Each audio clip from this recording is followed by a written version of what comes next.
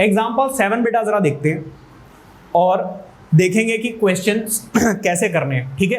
अच्छा, जब वो बोलेंगे कि this quadratic equation has 2 equal real roots, तो वहां पर बेटा बी स्क्वायर माइनस 4ac की वैल्यू आप खुद क्या ले लोगे, 0, क्योंकि 2 इक्वल रियल रूट्स कब होते हैं, जब डिस्क्रिमिनेंट क्या हो, 0 के इक्वल हो, ठीक है। यहां पर देखिए जरा, find the discriminant of the quadratic equation 2x square minus 4x plus 3 equals to 0 and hence find the nature of its roots. Discriminant निकालिए आप, देखिए डिस्क्रिमिनेंट की वैल्यू 0 से बड़ी आ रही है, 0 आ रही है, या 0 से छोटी आ रही है।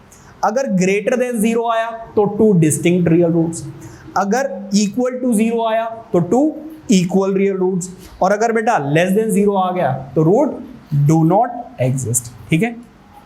चलो जी शुरू करते हैं। आपको क्या निकालना है बेटा, इस पहले क्वाड्रेटिक इक्वेशन को लिखेंगे आप अपनी कॉपी में।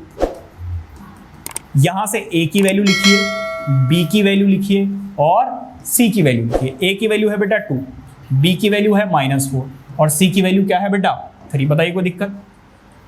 बेटा रुक जाइए, समझ लीजिए, आपको निकालना है बेटा डिस्क्रिमिनेंट। डिस्क्रिमिनेंट को बेटा हम d से डिनोट करते हैं और होता क्या है, b स्क्वायर माइनस 4ac। बताइए कोई दिक्कत?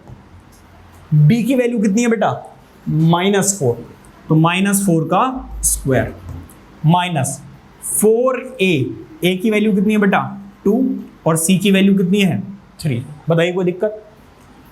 d इज इक्वल टू -4 का स्क्वायर कितना होता है 16 और यहां पर कितना हो जाए बेटा 12 2 24, ठीक है। दोनों को सॉल्व कर रहे हो, आंसर कितना आ रहा है बेटा -8 विच इज लेस देन 0। तो आप लिखोगे बेटा यहां पे क्या, since discriminant is negative therefore roots do not exist, ठीक है, या real roots do not exist.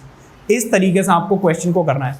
अगर इक्वल टू 0 आ जाता तो मैम नेचर ऑफ रूट क्या हो जाते, 2 इक्वल रियल रूट्स।